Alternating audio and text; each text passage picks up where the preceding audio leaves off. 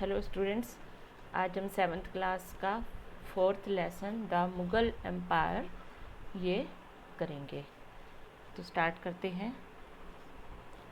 Ruling as large a territory as the Indian subcontinent with such a diversity of people and culture was an extremely difficult task for any ruler to accomplish in the Middle Ages।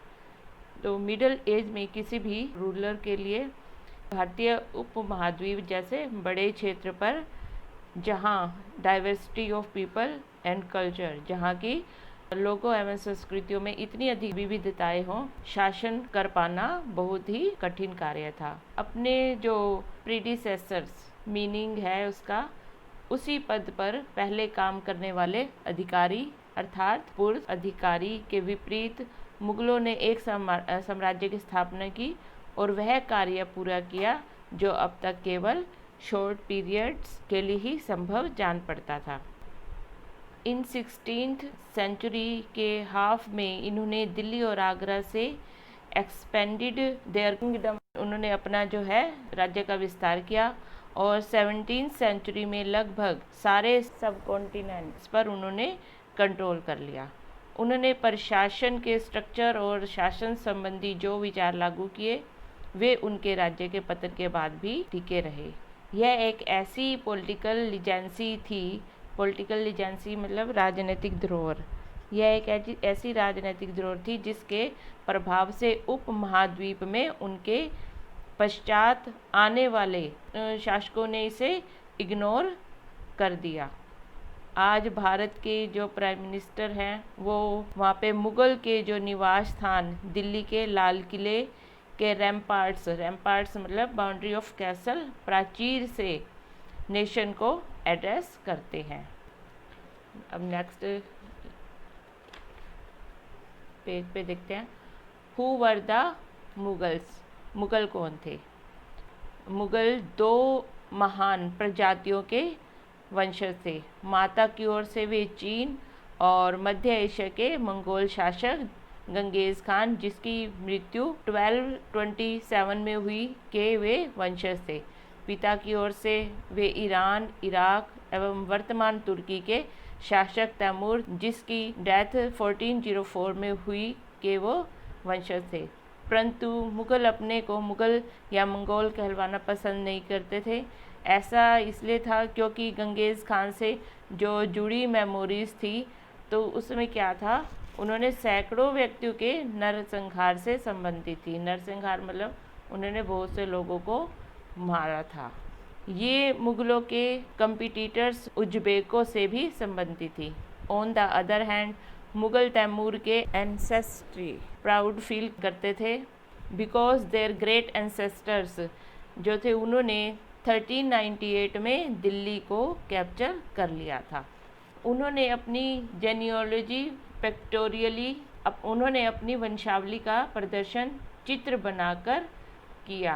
प्रत्येक मुग़ल शासन ने तैमूर के साथ अपना picture बनवाया, जैसे कि हम ये फर्स्ट पिक्चर में हम देख सकते हैं। इसके बारे में भी हम यहाँ ऊपर से पढ़ते हैं। जो ये आपको पिक्चर दिखाई जा रही है, ये बाबर की फैमिली की है। तैमूर उसके उत्तराधिकारी और मुग़ल सम्राटों का एक मिनिएचर मतलब छोटा सा लघु चित्र है। मध्य में तैमूर है और उसके राइट हैंड में उनका पुत्र मीरन शाह, जो प्रथम मुग़ल सम्राट बाबर का लक्कड़ दादा था। लक्कड़ दादा मतलब जो दादा के दादा होते हैं। और उसके बाद अबू सैद जो बाबर के दादा, और तैमूर के लेफ्ट और सुल्तान मोहम्मद मिर्ज़ा बाबर के परदादा, और उमर शेख जो हैं बाबर के पिता हैं। तैमूर के राइट साइड में और थर्ड, फोर्थ और फिफ्थ जो पर्सन है वो हैं मुग़ल सम्राट बाबर, अकबर और शाहजहाँ हैं। और उनके राइट साइड में उसी क्रम से हुमायूं, जहांगीर और औरंगजेब है। मुग़ल मिलिट्री कैंपेन्स, मुग़ल सैन्य अभियान। प्रथम मुग़ल शासक बाबर, जिन्होंने शासन किया 1526 to 1530, ने जब 1494 में succeeded to the throne, Fergana राज्य का उत्तराधिकार प्राप्त कर लिया। तब उनकी एज थी 12 ईयर्स। तो मंगोलों का जो दूसरा ग्रुप था, उज्बेकों के आक्रमण के कारण उसे अपनी जो एंसेस्टर्स थ्रोन थी, पैतृक गद्दी थी, उसे छोड़नी पड़ी। अनेक वर्षों तक भटकने के बाद उसने 1504 में काबुल पर कब्जा कर लिया। उसने 1526 में दिल्ली के सुल्तान इब्राहिम लोदी को पानीपत में डिफीट किया और दिल्ली और आगरा को कैप्चर कर लिया। अभी हम इसमें कुछ चीज़ें ऐसी हैं जो हम नेक्स्ट चैप्टर में पढ़ेंगे, ये दिखाई गई आपको। जैसे मुग़लों और अहोम के बारे में हम लेसन 7 में पढ़ेंगे, सिखों के बारे में हम लेसन 8 और 10 में पढ़ेंगे, और इनसे जो संबंध के बारे में पढ़ेंगे। सफ़ाविद इराक से अकबर और हुमायूं के संबंधों में क्या अंतर था, क्या औरंगजेब के शासन काल में गोलकुंडा और बीजापुर के अधिकरण से दक्कन में युद्ध का अंत हो पाया, ये हम सभी आगे आने वाले लेसन्स में पढ़ेंगे। जो इधर ये साइड में आपको कॉलम दिया हुआ है, इसमें बताया गया है कि जो 16वीं शताब्दी में 16th सेंचुरी में गोलाबारी का पहली बार यूज़ हुआ था, फर्स्ट टाइम उन्होंने यूज़ किया था उसका, और बाबर ने इनका जो है फर्स्ट बैटल ऑफ पानीपत पहली बार वहाँ पर प्रभावशाली ढंग से इसका इस्तेमाल किया था। अभी ये हमारे पास है मुग़ल एम्परर्स और मेजर कैंपेन्स एंड इवेंट्स। जो मुग़ल राजा थे उनके जो किए गए मेन प्रमुख अभियान और घटनाएं हैं। ये जो है हमारा ये बाबर की फैमिली है, इसे हम लिंकेजेस इनकी एक वंशावली बनाकर भी समझ सकते हैं। तो सबसे पहले तैमूर आए थे 1370 से 1405 तक, और ये क्या थे, मुग़ल के फादर थे।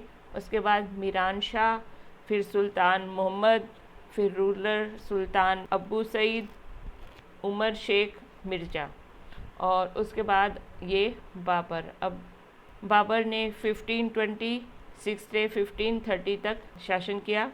1526 में पानीपत के मैदान में इब्राहिम लोदी और उनके अफ़गान समर्थकों को उन्होंने हराया, और 1525 में खानुआ में राणा सांगा राजपूत राजा और उनके समर्थकों को हराया, और 1528 में उन्होंने चंदेरी में राजपूतों को हराया और अपनी मृत्यु से पहले दिल्ली और आगरा में मुग़ल नियंत्रण स्थापित कर दिया। उसके बाद आए हुमायूं ने 1530 से 1540 तक, और उसके बाद फिर दोबारा 1555 से लेकर 1556 मतलब 1 ईयर तक शासन किया। तो हुमायूं ने अपने पिता की वसीयत के अनुसार जायदाद का बंटवारा किया। प्रत्येक भाई को एक प्रांत मिला, और उसके भाई मिर्ज़ा कामरान की जो महत्वाकांक्षाओं के हमायूं हुमायूं अपने अफ़गान कम्पिटिटर्स थे उनके सामने वो फीके पड़ गए। अब शेर खान ने हुमायूं को 2 बार हराया। पहली बार 1539 में जो कि चौसा का युद्ध कहलाता है, और फिर 1540 में कनौज में। अब ये हमारे एग्ज़ाम के अकॉर्डिंग इम्पोर्टेंट है, आपसे ये क्वेश्चन पूछे जा सकते हैं।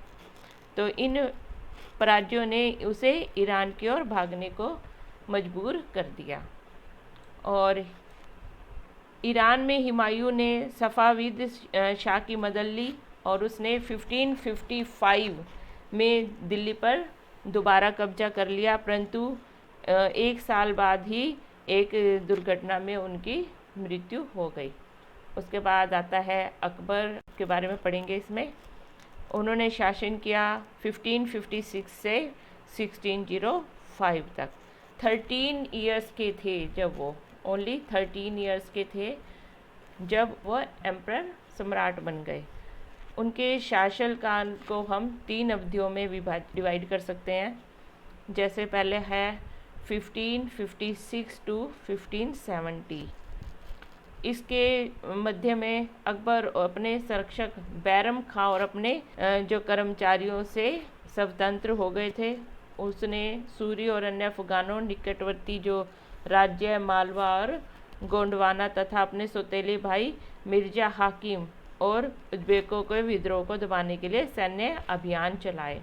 1568 में सिसोदियों की राजधानी चित्तौड़ और 1569 में रणथंभौर पर उन्होंने कब्जा कर लिया।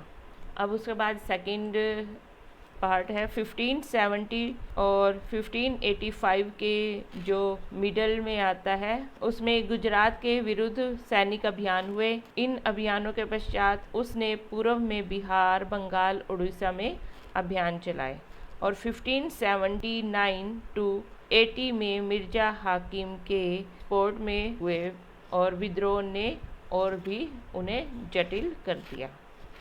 थर्ड है हमारा क्वेश्चन 1585 टू 1605। इस समय में अकबर के साम्राज्य का जो है उन्होंने एक्सपेंशन किया, अपना विस्तार किया साम्राज्य का, और जो उत्तर पश्चिम में ये अभियान चलाए गए। ज़्यादातर कहाँ अभियान थे ये? नॉर्थ वेस्ट में। सफ़ाविदों को हराकर उन्होंने कांधार को कैप्चर कर लिया और कश्मीर को भी उसमें जोड़ लिया। मिर्जा हाकिम की मृत्यु के बाद काबुल को भी अपने राज्य में मिला लिया। दक्कन में जो कैंपेन शुरू हुए उसमें बरार, खानदेश और अहमदनगर के कुछ हिस्सों को भी अपने राज्य में मिला लिया। और जो ये था, अपने शासन के अंतिम वर्षों में अकबर की सत्ता किसके पास आ गई? राजकुमार सलीम के विद्रोहियों के कारण जो थी वो लड़खड़ा गई और सलीम ही आगे चलकर जहांगीर कहलाए।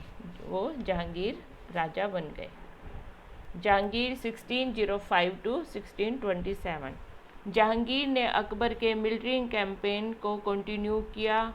मेवाड़ के सिसोदियों शासक अमर सिंह ने मुगलों की सेवा स्वीकार की। इसके बाद सिखों, अहोमों और अहमदनगर के जो अंग्रेज थे वो कैंपेन चलाए गए, जो कि पूरी तरह से सफल नहीं हुए, असफल हो गए। जहांगीर के शासन के अंतिम वर्षों में राजकुमार खुर्रम, उन्हें राजकुमार खुर्रम के नाम से भी जाना जाता था, जो बाद में सम्राट शाहजहाँ कहलाए, शाहजहाँ को राजकुमार खुर्रम के नाम से जाना जाता था, ने उनका विरोध किया। शाहजहाँ की पत्नी नूरजहाँ ने शाहजहाँ को हाशिए पर धकेलने के प्रयास किए, जो कि अनसक्सेसफुल रहे। नेक्स्ट है हमारा शाहजहाँ 1625 टू 1658। अब शाहजहाँ को खुर्रम बिन्स खुर्रम भी कहा जाता है। दक्कन में शाहजहाँ के ने कैंपेन्स जो थे जारी रखे। उन्होंने अफ़गान अभिजात खान जहान लोदी ने उनको विरोध किया, रिबेल किया और वे डिफीट हो गए। अहमदनगर के विरुद्ध जो कैंपेन हुआ उसमें बुंदेलों की हारुई और ओरछा पर कब्जा कर लिया गया। और इन द नॉर्थ वेस्ट, उत्तर पश्चिम में बल्ख पर कैप्चर करने के लिए उज़्बेकों के अगेंस्ट कैंपेन शुरू हुए, जो कि अनसक्सेसफुल रहे। परिणाम स्वरूप कांधार सफ़ाविदों के साथ हाथ में चला गया। 1632 में अहमदनगर को मुगलों के राज्य में मिला लिया गया। बीजापुर की सेनाओं ने सुलह के लिए निवेदन किया। इन 1657 टू 1658 में शाहजहाँ के पुत्रों के बीच में जो सक्सेशन लेने के कारण उनमें लड़ाई हो गई, झगड़ा शुरू हो गया। इसमें औरंगजेब की विजय हुई और दारा शिकोह समेत उसके तीनों भाइयों को मौत के घाट उतार दिया गया। शाहजहाँ को उसकी शेष जिंदगी के लिए आगरा में कैद कर लिया गया। औरंगजेब 1658 टू 1707। 1663 में नॉर्थ ईस्ट में अहोमों की पराजय हुई, परंतु उन्होंने 1680 में पुनः विरोध किया और नॉर्थ वेस्ट में यूसुफजई और सिखों के विरुद्ध अभियानों को अस्थायी सफलता मिली। उसके बाद है प्रिंस अकबर रिबेल्ड, मतलब राजकुमार अकबर ने औरंगजेब के विरुद्ध विद्रोह किया, उसमें उसे मराठों और दक्कन की सल्तनत का सहयोग मिला, अतः वह सफ़ाविद ईरान भाग गया। इसी का सेकंड है आफ्टर अकबर्स रिबेलिंग, अकबर के विरोध के पश्चात औरंगजेब ने दक्कन के शासकों के विरुद्ध सेनाएं भेजी। 1685 में बीजापुर और 1687 में गोलकुंडा को मुगलों ने अपने राज्य में मिला लिया। 1698 में औरंगजेब ने दक्कन में मराठों जो छापामार पद्धति का उपयोग कर रहे थे उनके विरुद्ध अभियान का प्रबंध स्वयं किया। औरंगजेब को उत्तर भारत में सिखों, जाटों, सतनामियों और जो उत्तर नॉर्थ ईस्ट उत्तर पूर्व में अहोमों और दक्कन में मराठों के विद्रोह का सामना करना पड़ा। उनकी मृत्यु के पश्चात उत्तराधिकार पर फिर युद्ध शुरू हो गया। मुगल ट्रेडिशंस ऑफ सक्सेशन, जो उत्तराधिकार की मुगल परंपराएं कौन कौन सी थी, इसमें देखो सबसे पहले है प्राइमोजेनिट्योर, जिसमें कि बड़े पुत्र को उत्तराधिकारी बनाया जाता है, और दूसरा है कोपरसेंट्री इनहेरिटेंस। इसमें क्या होता है, अधिकार जो उत्तराधिकार होता है वो समस्त पुत्रों में बराबर बांट दिया जाता है। तो हम इसको पढ़ेंगे। जो मुगल के बड़े पुत्र को अधिकार के नियम में विश्वास नहीं करते थे, जिसमें कि एल्डर सन अपने फादर के राज्य का उत्तराधिकारी होता था। इसके विपरीत उत्तराधिकार में वे शहादत की मुगल और तैमूर वंशों की प्रथा को अपनाते थे, जिसमें उत्तराधिकार का जो बंटवारा था वो सभी पुत्रों में बराबर कर दिया जाता था। अब टेबल 1 में हाइलाइट्स पैसेज किया गया है, उसको पढ़िए। और मुगल जो राजकुमारों के एविडेंस ऑफ रेबेलियंस, विद्रोह से जुड़े प्रमाणों के बारे में पता कीजिए। आपके अनुसार उत्तराधिकार का कौन सा तरीका सही था? कौन सा, प्राइमोजेनिट्योर या कोपरसेंट्री? इन दोनों में से कौन सा तरीका सही था? बड़े पुत्र को उत्तराधिकारी बनाना या सभी पुत्रों में उत्तराधिकार का समान बंटवारा करना? Mughal relations with other rulers, मुगलों के अन्य शासकों के साथ संबंध। टेबल 1 में फिर एक बार देखिए, आप देखेंगे कि मुगलों ने उन शासकों के विरुद्ध लगातार कैंपेन किए जिन्होंने उनकी अथॉरिटी एक्सेप्ट करने से रिफ्यूज़ कर दिया। जब मुगल पावरफुल हो गए तो अन्य कई शासकों ने अपनी इच्छा से उनकी सत्ता जो थी स्वीकार कर ली। राजपूत इसका एक अच्छा एग्जाम्पल है। उनमें से कईयों ने तो मुगल घर फैमिलीज़ में अपनी डॉटर्स की मैरिज करके रिच पोजीशन हासिल कर ली थी, परंतु कईयों ने इसका विरोध भी किया। अब ये साइड में आपको ये दिखा रखा है, मुगल मैरिजेज विद द राजपूत्स, राजपूतों के साथ मुगलों की शादियाँ। जो जहांगीर की मदर थी वो कछवा की राजकुमारी थी, और वह अंबर जो वर्तमान में आजकल जिसको जयपुर के नाम से जाना जाता है के राजपूत शासक की डॉटर थी। और शाहजहाँ की जो मदर थी वह एक राठौर राजकुमारी थी, वह मारवाड़ जोधपुर के राजपूत शासक की डॉटर थी।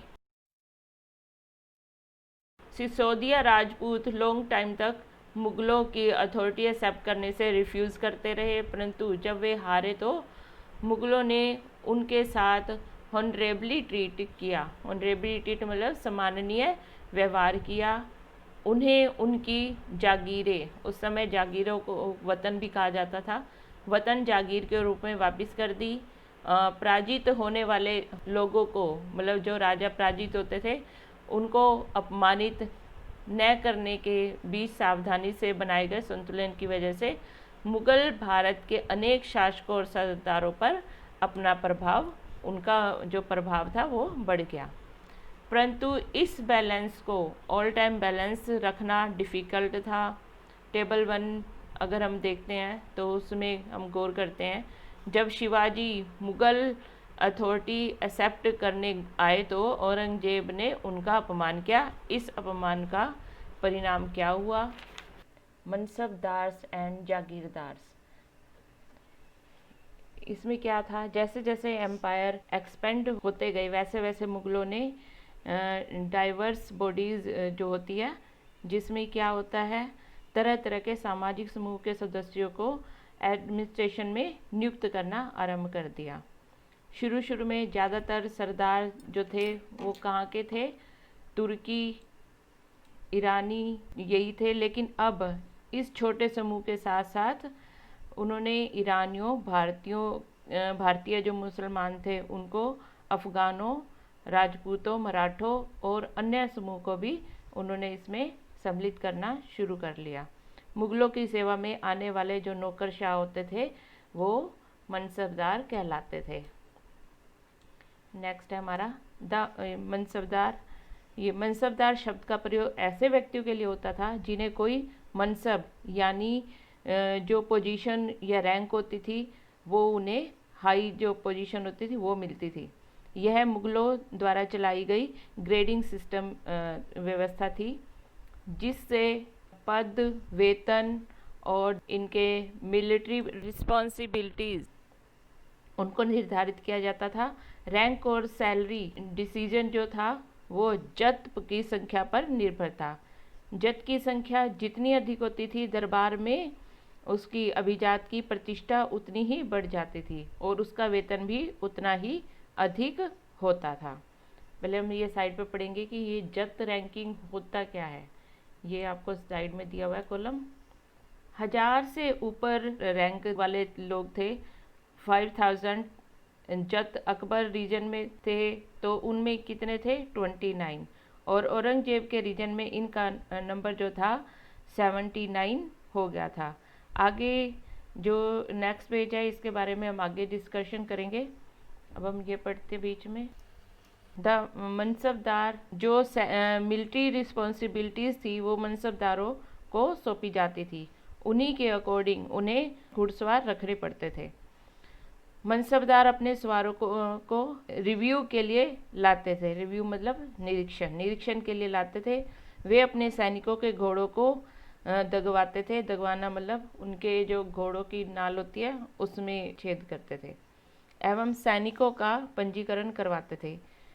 ये जो कार्रवाई होती थी इसके बाद ही उन्हें सैनिकों को जो सैलरी देने के लिए धन मिलता था।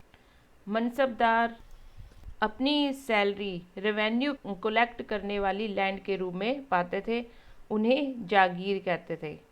अभी आपका छोटा सा क्वेश्चन बनता है कि जागीर कैसे कहते थे उन्हें, और जो तकरीबन इक्ताओं के समान थी।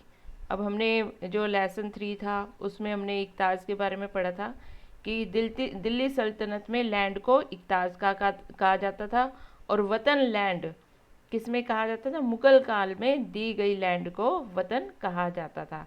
आपको इन दोनों का डिफरेंस पता होना चाहिए। मनसबदार मुक्तियों से भिन्न अपने जागीरों पर नहीं रहते थे और न ही उन पर प्रशासन करते थे। उनके पास अपनी जागीरों से केवल रेवेन्यू कलेक्ट करने का अधिकार था। यह रेवेन्यू उनके सर्वेंट्स और उनके लिए ही वो कलेक्ट करते थे, जबकि वे स्वयं देश के किसी अन्य भाग में सेवारत रहते थे। वो किसी अन्य जो कंट्री थी उसमें वो काम करते थे।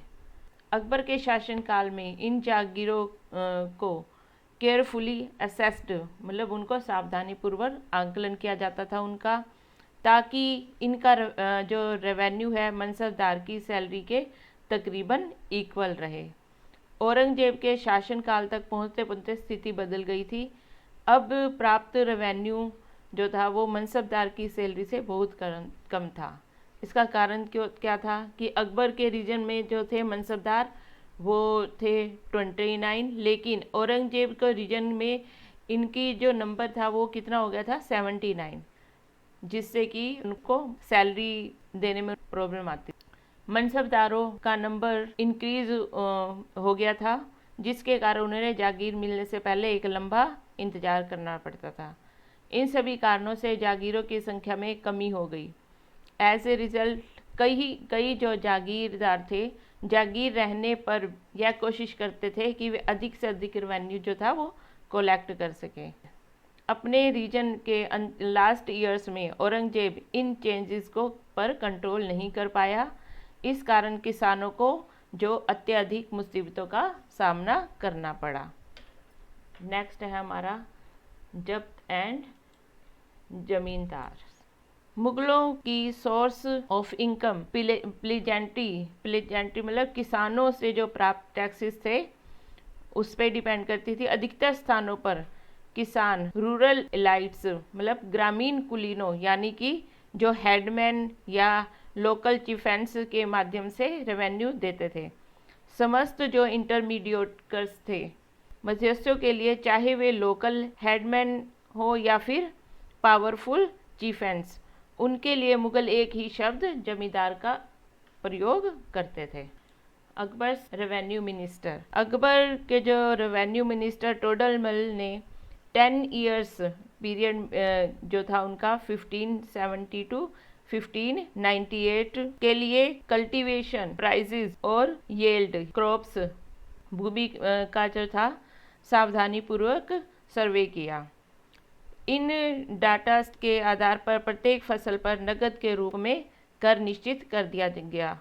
प्रत्येक सूबे प्रोविंस को रेवेन्यू मंडलों में डिवाइड किया गया और क्रॉप जो थी इंडिविजुअल क्रॉप के लिए रेवेन्यू टैक्स अलग से लगाया गया। जैसे इंडिविजुअल क्रॉप थी बार्ले, वीट इत्यादि, इनकी जो लिस्ट थी अलग बनाई गई। रेवेन्यू कलेक्शन के लिए इस सिस्टम को जब्त कहा जाता था। ये हमारा जब्त। यह सिस्टम उन स्थानों पर प्रचलित थी जहां पर मुख्य एडमिनिस्ट्रेटर्स और लैंड का सर्वे कर सकते थे और उनका अकाउंट रख सकते थे। ऐसा सर्वे गुजरात और बंगाल जैसे प्रांतों में संभव नहीं हो पाया। नेक्स्ट है इन सम एरियाज जमींदार्स पावरफुल। कुछ क्षेत्रों में जो थे वो जमींदार इतने शक्तिशाली थे कि मुगल एडमिनिस्ट्रेशन द्वारा उनका एक्सप्लॉयटेशन करने पर वो रिबेलिंग मतलब विद्रोह कर सकते थे। कभी कभी रिबेलिंग एक ही सेम कास्ट अलाइड जो लोग थे, एक ही कास्ट के जमींदार और किसान मुगल सत्ता के खिलाफ मिलकर रिबेलिंग कर देते थे। 17वीं शताब्दी के आखिर से ऐसे किसान विद्रोह ने मुगल साम्राज्य के रिवोल्ट्स जो थे स्थायित्व को उन्होंने चुनौती दी। अब है हमारा ये अकबर नामा एंड अलाई अकबरी। अकबर ने अपने क्लोज फ्रेंड कंट्रीज जो अबुल फजल को आदेश दिया कि उसके शासन की जो हिस्ट्री थी वो लिखे। अबुल फजल ने इस हिस्ट्री को 3 वॉल्यूम्स में लिखा। फर्स्ट का टाइटल था अकबरनामा। फर्स्ट वॉल्यूम में अकबर के जो एंसेस्टर्स थे उनके जो बयान थे, डेल्ट मतलब बयान, उसके बारे में बताया गया। सेकंड वॉल्यूम अकबर के शासनकाल के जो इवेंट्स था उनका विवरण दिया गया। थर्ड वॉल्यूम आईने अकबरी है। इसमें अकबर के एडमिनिस्ट्रेशन, उनके हाउस होल्ड, आर्मी, उनके जो रेवेन्यू और ज्योग्राफी ऑफ हिज एम्पायर, उनके साम्राज्य के भूगोल का ब्यौरा मिलता है। इसमें इंडिया में रहने वाले लोगों की ट्रेडिशनल और कल्चर का भी विस्तृत वर्णन है। आईने अकबरी का मोस्ट जो इंटरेस्टिंग फैक्ट है कि इसमें विविध प्रकार की चीज़ों जैसे क्रॉप्स, येल्ड, प्राइसेस, वेजेस और रेवेन्यू स्टैटिस्टिकल इनका डिटेल है इसमें। नेक्स्ट है हमारी A closure look Akbar's policies. Akbar की जो पॉलिसीज़ थी उन्होंने क्या नीतियाँ बनाई थी उसके बारे में हम पढ़ेंगे इसमें। एडमिनिस्ट्रेशन के जो मेन फीचर्स हैं अकबर ने डिसाइड किए थे और इनका विस्तृत वर्णन अबुल फजल की अकबरनामा, विशेषकर इसके लास्ट वॉल्यूम आईने अकबरी में मिलता है। अबुल फजल के अनुसार साम्राज्य की प्रोविंसेस बांटे गए थे, उनको सूबा कहा जाता था। सूबों के जो प्रशासक थे वो क्या कहलाते थे? सूबेदार। वो सूबेदार कहलाते थे जो पॉलिटिकल एंड मिलिट्री दोनों तरह के कार्य करती थी। प्रत्येक प्रोविंस में एक फाइनेंशियल ऑफिसर भी होता था जो दीवान कहलाता था। उसे क्या कहा जाता था? उसे दीवान कहा जाता था। कानून और व्यवस्था, पीस और ऑर्डर मेंटेन करने के लिए अदर ऑफिसर्स का सपोर्ट मिलता था, सच एज द मिलिट्री पे मास्टर, बख्शी सैनिक वेतन अधिकारी। फिर है सदर, ये है धार्मिक और धर्मार्थ किए जाने वाले कार्यों का मंत्री। फिर है फौजदार, फौजदार होते हैं सेना नायक और कोतवाल, जो नगर का पुलिस अधिकारी होता था। अब हमारा Nurjahan influence in Jahangir courts, Jahangir के दरबार पर नूरजहां का क्या प्रभाव था? मेहरुनिसा ने 1611 में जहांगीर से मैरिज की और उसे नूरजहां का टाइटल मिला। नूरजहां हमेशा जहांगीर के प्रति अधिक लॉयल रही, वफादार रही, उसको समय पर सपोर्ट देती रही। नूरजहां के सम्मान में जहांगीर ने सिल्वर कॉइन्स जारी किए, जिसमें एक और खुद के टाइटल के बारे में लिखवाया और दूसरी ओर रानी नूरजहां नाम गढ़ा हुआ। अब नेक्स्ट है हमारा यहाँ पे Akbar nobles commanded large आर्मीज। Akbar nobles जो थे वो बड़ी लार्ज आर्मी, बड़ी सेनाओं का संचालन करते थे और बड़ी मात्रा में रेवेन्यू खर्च कर सकते थे। जब तक कि वे लॉयल रहे, साम्राज्य का कार्य सफलतापूर्वक चलता रहा। परंतु at the end of 7th century nobles ने अपने इंडिपेंडेंट नेटवर्क बना लिए और उनकी साम्राज्य के प्रति जो उनकी लॉयल्टी थी, उनके सेल्फ इंटरेस्ट के कारण साम्राज्य के प्रति वो कमज़ोर पड़ गई थी। 1570 में अकबर जब फतेहबाद सिकरी में थे तो ज़ोरोअस्ट्रियंस ने उलेमा, ब्रह्माज, प्रीस्ट, पादरियों और धर्म के अनुयायियों के साथ धर्म के मामलों पर चर्चा शुरू की। ये जो डिस्कशंस थी ये इबादत खाना में हुई। अकबर का इंटरेस्ट विभिन्न व्यक्तियों के धर्मों और कस्टम्स में था। इस डिस्कशन के से अकबर की समझ बनी कि जो विद्वान धार्मिक रीति और डोगमा मतलब मतांधता पर बल देते हैं वे अक्सर बायोगेट्स होते हैं। अब ये डोगमा होते क्या है? ये होता है एक स्टेटमेंट और एन इंटरप्रिटेशन जिसे बिना कोई प्रश्न उठाए उसे स्वीकार कर लेना। ये एक ऐसा इंटरप्रिटेशन स्टेटमेंट होता है। और बायोगेट्स क्या होते हैं? कट्टर, किसी दूसरे रीजन को न माने या इम्पोर्टेंस उन्हें ना दे तो वो बायोगेट्स कहलाते हैं। उनकी शिक्षाएं प्रजा के बीच डिवीज़न और डिसहार्मोनी क्रिएट करती है। ये अनुभव अकबर को सुले कुल या यूनिवर्स ऑफ पीस के विचार की ओर ले गए। टॉलरेंस की जो ये धारणा थी विभिन्न धर्मों के अनुयायियों में डिस्क्रिमिनेशन अंतर नहीं करती थी, अपितु इसका केंद्र बिंदु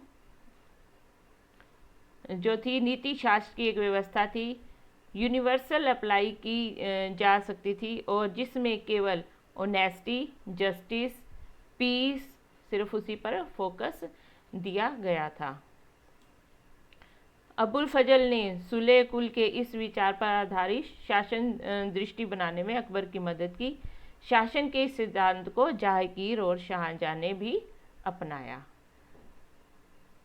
सुलेई कुल वैसे ही इम्पोर्टेंट तो नहीं है, लेकिन फिर भी आपको इसके बारे में बता देती हूँ कि इसमें है क्या।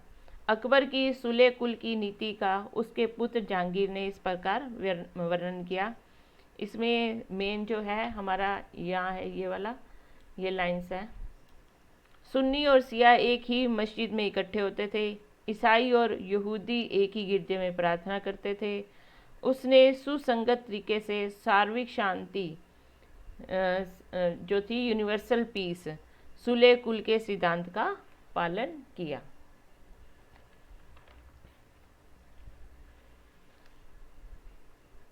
The Mughal empire in the 17th century and after. Mughal empire की एडमिनिस्ट्रेटिव और मिलिट्री एफिशिएंसी के फलस्वरूप जो इकोनॉमिक और कमर्शियल प्रोस्पेरिटी जो थी इंक्रीज हुई। विदेशी यात्रियों ने इसे फेमस धनी देश बताया, परंतु यही यात्री इसकी जो ऐश्वर्या थी, इसकी जो फेमस थी, इसके साथ साथ मिलने वाली जो पावर्टी थी उसको देखकर चकित रह गए। इसमें जो असमानताएं थी वो साफ दिखाई पड़ती थी।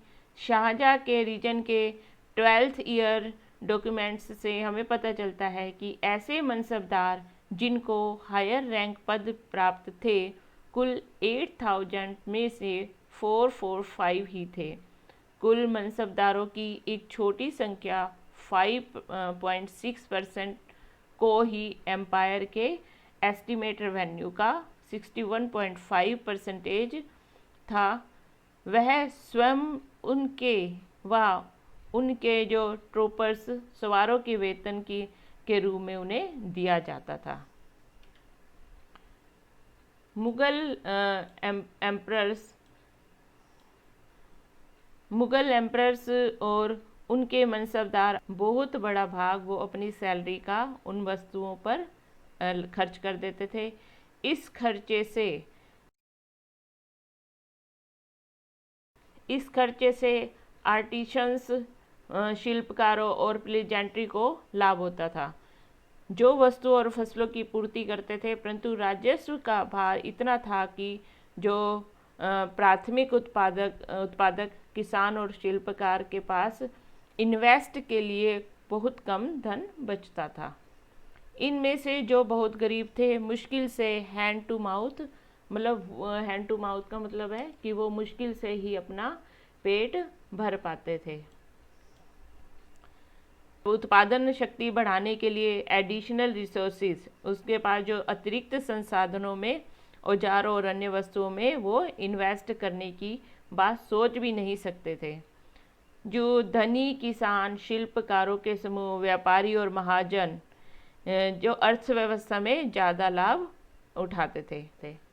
The enormous wealth and resources commanded by the Mughal एलाइट्स।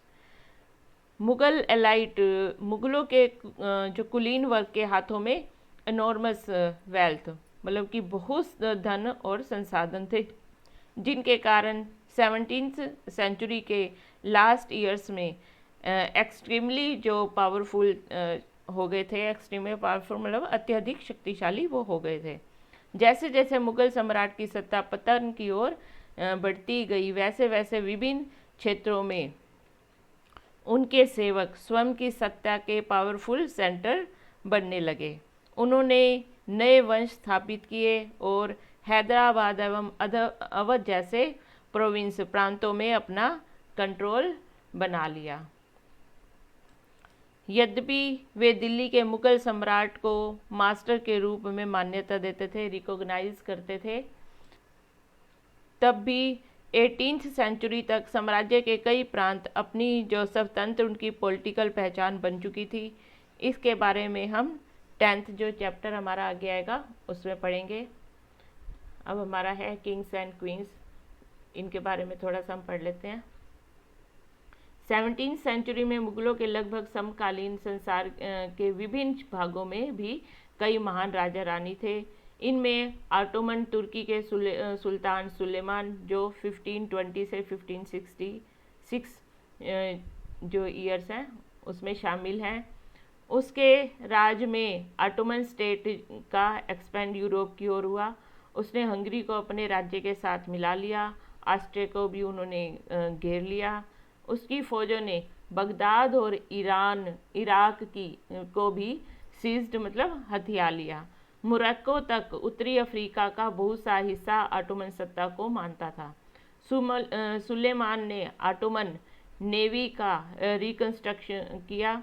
पूर्वी मध्य सागर के इलाकों पर इस नेवी के जो डोमिनेशन मतलब कि प्रभुत्व की वजह से स्पेन के साथ उसका कंपटीशन हुआ। अरब सागर में इस नेवी ने पुर्तगालियों को चैलेंज दिया। सम्राट को अल कानूनी मतलब कि लॉ गिवर का टाइटल दिया गया क्योंकि उसके शासनकाल में बड़ी संख्या में नियम कानून बनाए गए थे।